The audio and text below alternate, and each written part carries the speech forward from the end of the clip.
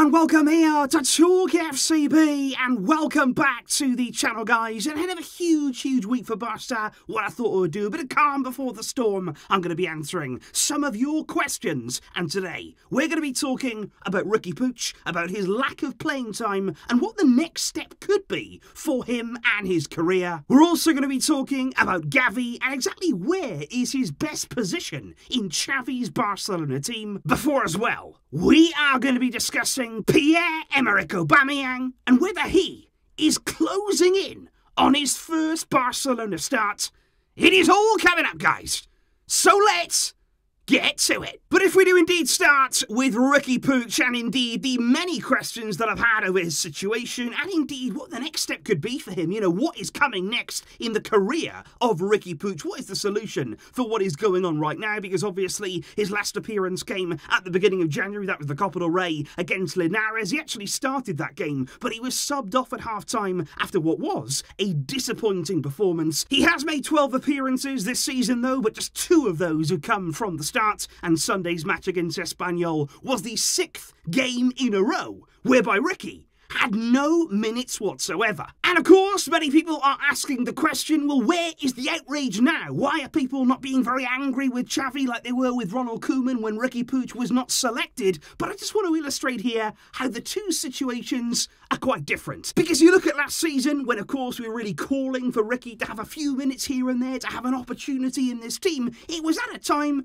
when we were running Pedri into the ground, when he was being forced to play 50, 60 games in the season. We had Sergio Roberto in midfield at times under Koeman, and of course towards the end of the season, even Ilaix Moriba, he was getting his fair share of minutes in the first team. We just didn't have the same kind of competition as we do now, because you look at this season, he's still competing with Busquets, De Jong, Pedri. They're all ahead of Riqui Puig in the pecking order, but let's not forget, we've seen the emergence of Gavi, of Nico Gonzalez. These absolutely incredible midfield players have come from nowhere, and because of their performances, because of the quality they've shown, they too are now ahead of Riqui. So our midfield is absolutely stacked, and you can understand why it is more difficult now to be giving Riqui minutes. And I think come the summer, a massive decision is going to have to be made on both sides, especially Riqui himself. He's 22 years old now. He turns 23 in the summer, and he'll be entering the final year of his Barça contract. And what's going to happen? Because coming through at Barça, coming through the youth ranks, emerging into the first team, looking at pre-season games, he had all the talent, he had all the quality. It looked like he was going to be the perfect Barça midfielder, but over these past 2 years, he has stagnated. His development hasn't been able to continue under several different coaches there. To not be called upon, to not be counted on, you lose confidence, you lose any sort of momentum in your play. And at a club like Barça, and at the kind of level that we're at here, the game can move past you. If you're not involved, if you're not consistently improving and pushing yourself and doing more very quickly, you can get left behind. And I think right now, Riqui, he just needs football. What he needs more than anything else is to actually play week in, week out, to have that confidence back, to have that rhythm back, because there is talent there. There absolutely is. But like I say in the summer, a decision will have to be made, and I think Riqui's got to make it for the sake of his career. But if we do indeed move on to our brand new January signing, Pierre-Emerick Aubamayeng, and the big question, of course, is coming now from many people after 2 games there where he's come off the bench. When are we going to see Aubamayeng in the starting lineup at Barça? Could it happen very soon? And I do think here, looking at how his Barça career has started, I think he's actually been quite unlucky in the way that he's actually come on in games. You look at the half an hour that he got in his debut against Atleti, we went straight down to 10 men. So suddenly he was on the field there, and we didn't really have control of the game. We didn't really have too much of the ball, and it was the worst kind of circumstances to make your debut in as a forward. And then, of course, against Espanyol, he's thrown on there for the final half an hour, but that was actually when Espanyol, after they scored, of course, they really retreated. They were sat very deep there, closing down all of the spaces. And again, it was difficult for Aubameyang to get fully involved in the game. So what I think he does need, absolutely, he needs needs a start. What I think he needs actually is to start a game, really get a feel for Barca, to almost ease his way in throughout the game, to understand the runs, to understand the way that, of course, we play. And I think it's going to be soon. We heard Aubameyang speaking after the game. He basically said, I'm working really hard. We know that he's been training hard. We know that he's very, very motivated right now. And physically, he believes he's ready to make that first start. And, of course, Xavi is going to be the one who decides. But I would certainly look now at the game against Napoli, where, of course, he was included in the squad for the Europa League, and especially away at Valencia. These are two very, very big games in our season, high-pressured matches. But could this be the time where we see Aubameyang from the start? What would you do against Napoli and Valencia?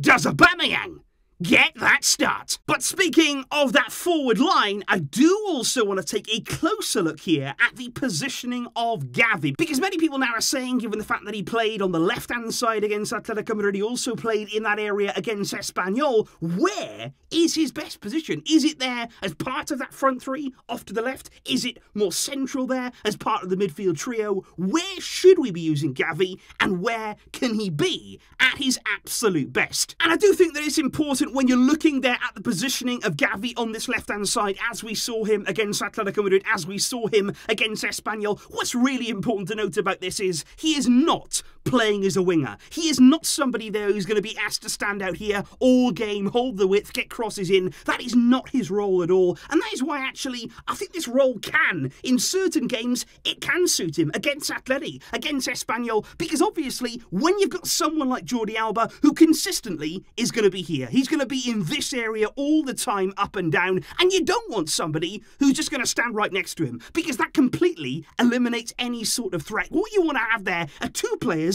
who are doing different things, who are offering different kind of runs, different threats to the defence to try and handle, and I think Gavi always is looking to step in here. He's playing in this little half space here, in between the midfield, the attack, just inside, off to the left, and what he does so well is he drifts in between the lines, because whether he's cutting in and then attacking the defence from this direction, whether he's actually slipping into this position here, he is very, very intelligent in his movement, in his play, and let's not forget, of course, it was that late run into the box from that left-hand side against Atleti that scored the goal, and then against Espanyol, if it wasn't for the ball hitting De Jong, he would have scored again. It would have been back-to-back goals for young Gavi, and certainly that's why that left-sided role can be an option. But I do think personally, when you are looking to the long-term future, when you're looking here at a Barcelona team that's polished, that has all the kind of forwards that we want, that has a squad looking in the way that we would like, for me, Gavi's home is going to be in that midfield position. I think he can play very, very well there as part of the three, and certainly I think we're going to see him partner Pedri in that area, and that is the partnership that I want to see flourish, because right now, of course, we're putting Gavi out here, we're sort of trying to cram all of our midfielders in the same team, but I think there is going to come a time where we're going to have to be ruthless in that midfield, because Gavi is too good to be pushed out into other areas if it's not working out. He's too good to be, of course, on the bench. Pedri the same. They've got to both be in the team. I'd love to see them strike up that partnership in midfield. And of course that's going to mean that looking further down the line, someone must miss out. So of course, guys, what I would really like to know there on all three of the big topics that we have discussed today, when you're looking at the future of Riqui Puig, where do you see him next? What do you see that next step being? What is going to be best for his career? Also there, when we're talking about Aubameyang, should he start against Napoli? Is he ready to make that leap? And is that something we are likely to see from Xavi? And of course there as well, when we're talking about young Gavi, where is he best for you? Is it on that left-hand side for now? Is it later then moving into that midfield position? What would be your ideal setup? Please do let me know all of those thoughts down below. I hope you have enjoyed here. Just a bit of calm today before the storm on a huge week for this club. Thank you indeed for your fantastic support. Thanks for all of your questions, guys. And I, of course, will see you soon. But until next time, as always, Visca, El Barça.